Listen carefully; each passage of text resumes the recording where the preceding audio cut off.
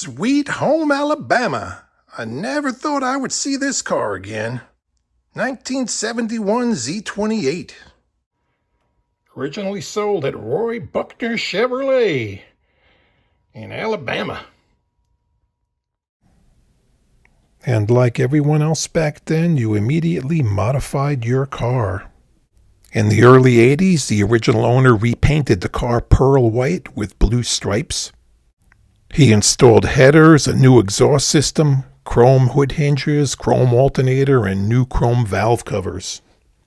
Fast forward to the early 1990s, the original owner sold the car to a dealer in Virginia, and here's where I come into the picture. I was working at a body shop, and my boss's son, Tony, bought this car as his first car. He was like 13 or 14 years old. He found the car in Hemmings. At this time, it had 47,000 miles on it, but the paint job on it was all cracking from the clear failing on the car, so it needed to be repainted. The interior in the car also was showing a lot of wear. The seats were, seams were all split. The door panels needed to be replaced. The plan was to put the car back to all stock condition, have it repainted, and fix up the interior by the time he got his license when he turned 17. We did a lot of work to the car. I remember recovering these seats. My boss had a hard time finding anybody that made blue seat covers back in the day. You also put new carpeting in, and you re-dyed the door panels, installed new ones. Still looks good. All the mechanical work got done on the car. It still needed to be repainted when little Tony turned 17. And when you're 17 years old, you know everything. And his dad wouldn't let him use the car. So he figured if he couldn't use it, he was going to sell it. So they put it up for sale. It took a while to sell it with the bad paint job on it. Another body shop bought it on Long Island, repainted it, and then quickly sold it, and it left the state. Years later, he regretted selling the car, and he was determined to get it back. He tracked it down and found it in Colorado. Todd, the owner, wasn't interested in selling it. He actually got it featured in Muscle Car Review at one point. He moved to California, took the car with him, and then later moved to Texas with the car. And at one point, he almost sold it to Tony and then backed out at the last second. So 2 years ago, he said he wanted to sell it, and Tony snapped at the chance and bought the car back. Let's check out under the hood. We put exhaust manifolds back on the car when Tony owned it originally, but we had all the air pump stuff capped off, so the next owner, Todd, put all the correct air pump back on the car, all hose clamps, and really made it like 100% stock. Looks really nice. Let's take a peek underneath this thing. I remember putting an exhaust system back in it back in the day when we were working on it, and we welded it in because my boss didn't want the clamps. Usually the factory ones were, this joint was not here, was one piece, but the whatever you could buy is always sold this way, just like for shipping purposes. So we welded it in. It was aluminized, and it's held up pretty well. This is why people up north love Southern cars. Look how rust-free this thing is. The factory just primed these when they were coming down the assembly line, and whatever body color paint got blown underneath it, that was it. If they were undercoated, I think they were done up in the dealership or whatever. You paid extra to have that done, and this is beautiful. Subframe connectors, another little day two addition. I don't think they were in the car when he had it. The other owner probably threw those things in. But man, this car is nice and rust-free.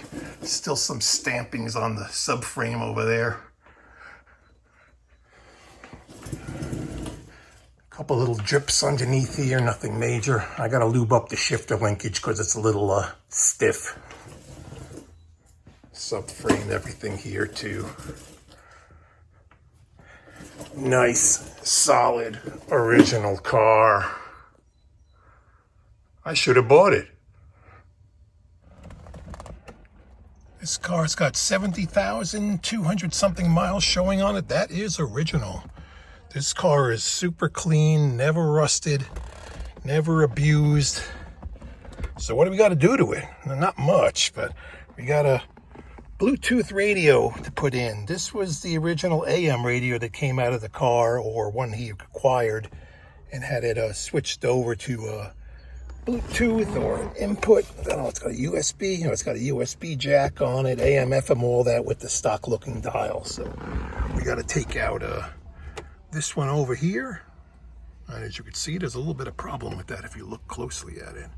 So we're going to swap that out, and we have a day 2 oil pressure gauge, original sun gauge that he found. He wants to put in someplace. He wants to put it on the column. I don't know if that's going to work or not, because the column has to slide back and forth with the reverse lockout on this. So that's something we have to discuss with him. Well, the first thing that I notice is wrong is that this is for the one for the dial. Those are swapped. Hey, they got to come off anyway. Off with you. It's really jammed. There we go. We need to get both of these nuts off of here, and hopefully there's enough room to squeak it out right over on this side of the dashboard. I believe so. And there might be another bracket in the back over there too. Let's see what was done to this. These are 5/8. Usually you don't need a ratchet. You can get them out with your fingers. And we are.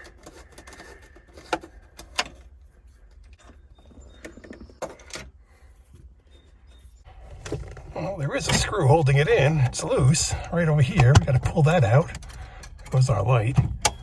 And the plug on the bottom over here. Pull that down, push that thing down and pull it off. We got the antenna unplugged. We got the little balancer switch, or whatever you want to call it, on the right side. There's a wire that comes through. We got that unplugged. Everything is unplugged. Just not enough space to get it out. You would think in an old car there'd be plenty of room. No, there's not. So we had to remove this little heater duct that was right underneath the radio, and this little duct here that bolts onto the box is 3 5/16 bolts that hold it in place. That should give us enough room to pull it back. The radio was smacking into this thing, so I didn't have enough room to get it out.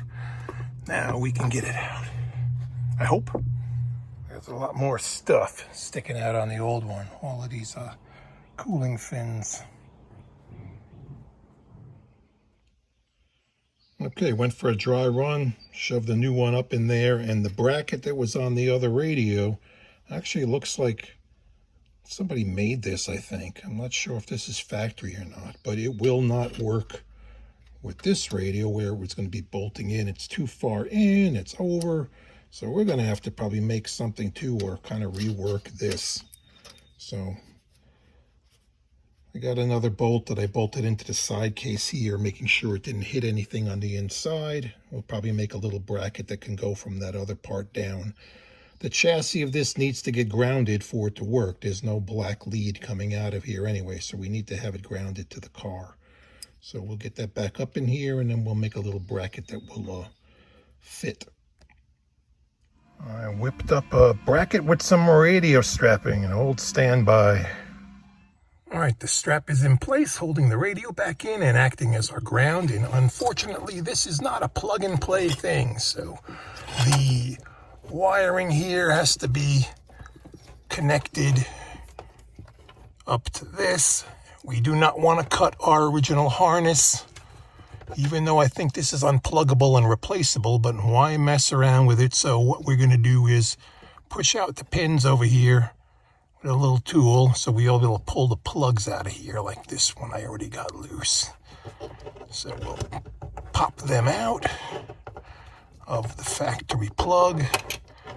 You'll save the plug, and if we want to put it back in there, you can. And I think I have some solderless terminals that will be able to plug these into this individually to hold this together, not destroy the wiring harness or anything else. So that's the plan for that. Got to get the rest of these wires out and trace them back to where they're going.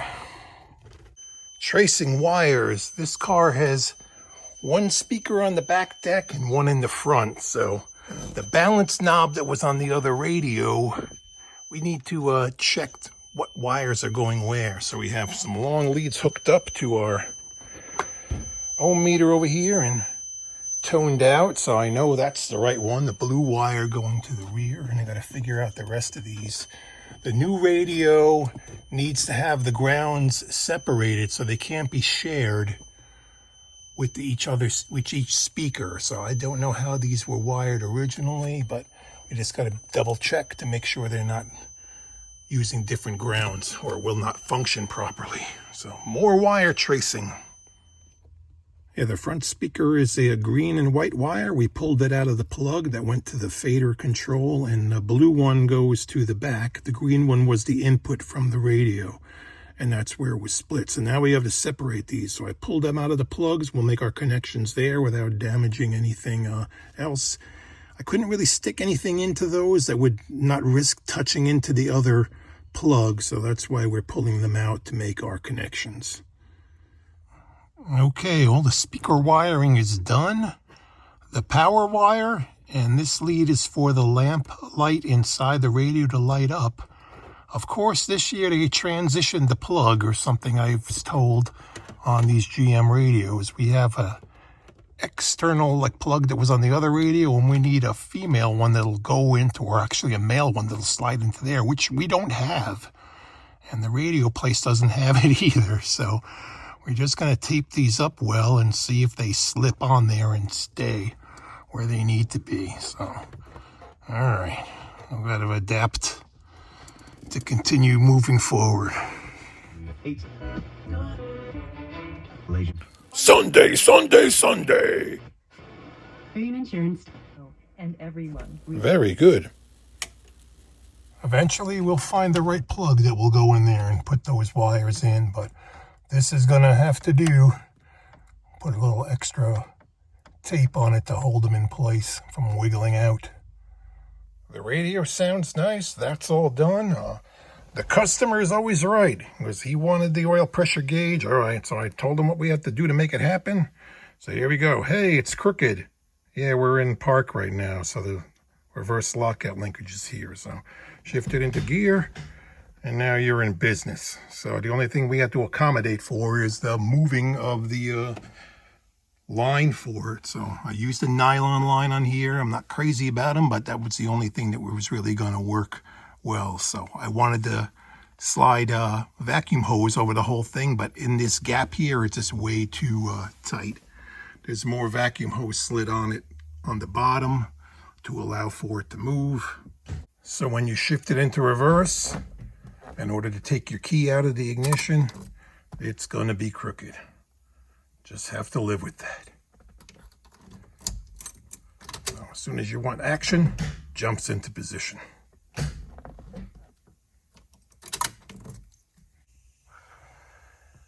Have the line all secured running through there, and the only place I could go through was through the speedometer cable grommet right below it over there. Didn't want to see the white nylon tube running through the compartment, so the same thing. Set some vacuum hose over it, and then once we route it, it will disappear into the stock harness. And we'll make our connection back to where the sending unit comes out of the block.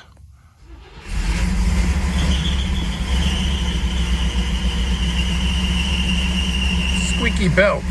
I got to look at that now too. Take two after tightening up all the belts.